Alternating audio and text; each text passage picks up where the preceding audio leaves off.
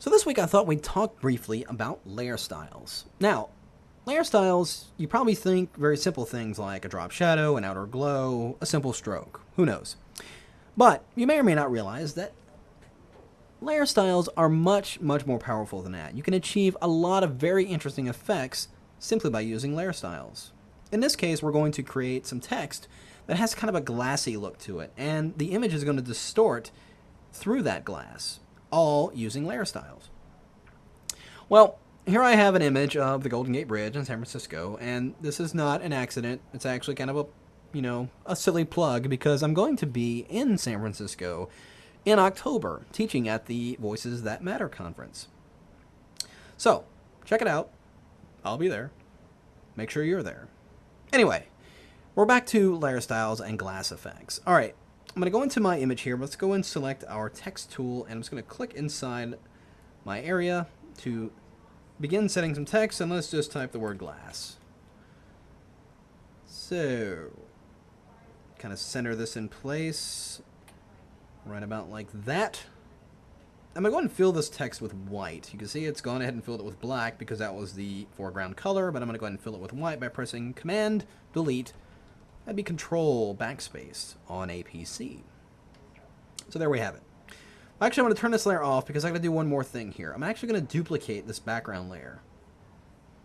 And on that duplicate, I'm going to go under Filter and go to Distort, Glass.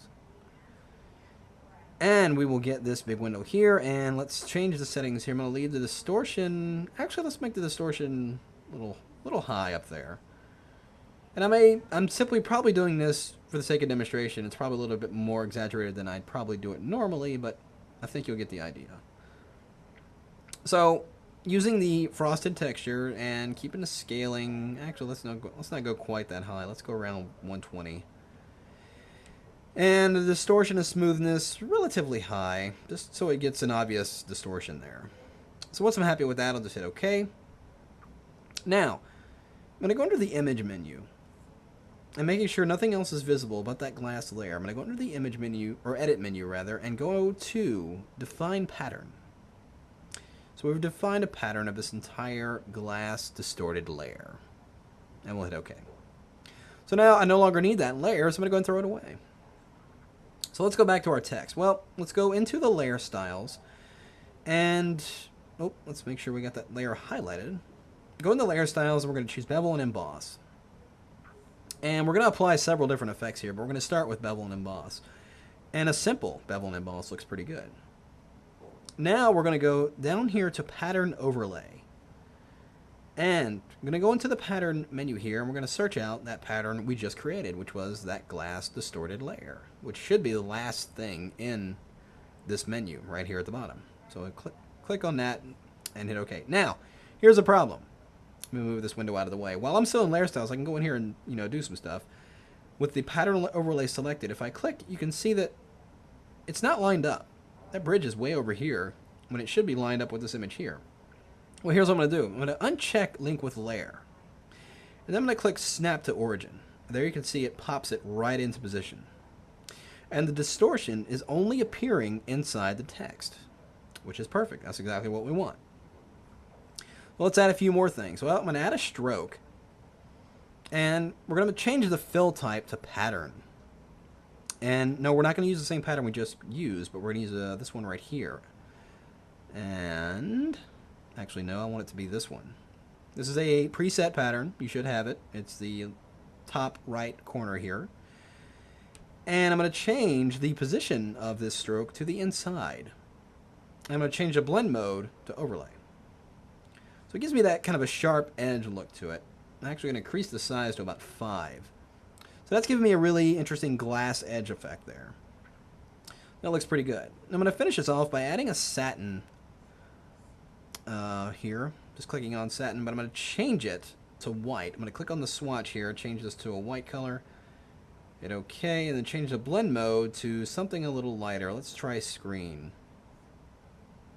That looks pretty good. And I'm going to change the contour to something a little bit more rigid. That looks pretty good. Let's change the size up a little bit here.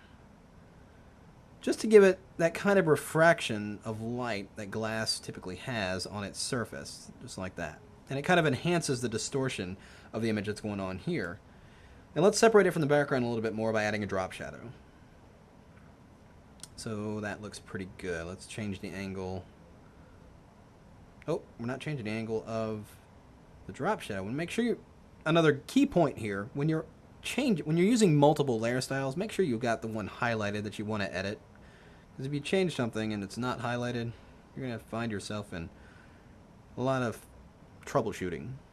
Anyway, highlighted shadow, let's change that direction of the shadow, and let's increase the distance and the size. Just about like that. Alright, now I'm going to hit OK. So now you see we've got a glass look of the text, and that image is being distorted behind it. Now if I grab the text and move it around, watch what happens to the background image. It's distorting as I drag it around in place. So no matter what I do, where I position this, maybe I'm generating a design and I want it to be up here. Well, if all of a sudden I decide I want it at the bottom, I don't have to go through the pains of redistorting and repositioning my distorted image. It's all part of that layer style. So I can just position it anywhere I like. And here's the even best part. This is still editable text. If I go in here and put, here, let's just put my name. Why not? There you can see the distorted pattern has retained. No matter what I type, all that text effect is going to stay in play. It's going to distort the text or distort the image because of that pattern that's inset inside that layer styles. So all this effect is contained within the layer style here. Now I can copy and paste this layer style, these layer styles to a new graphic, to a new image, anything I want. But you can see the power of simply using layer styles to generate very interesting effects.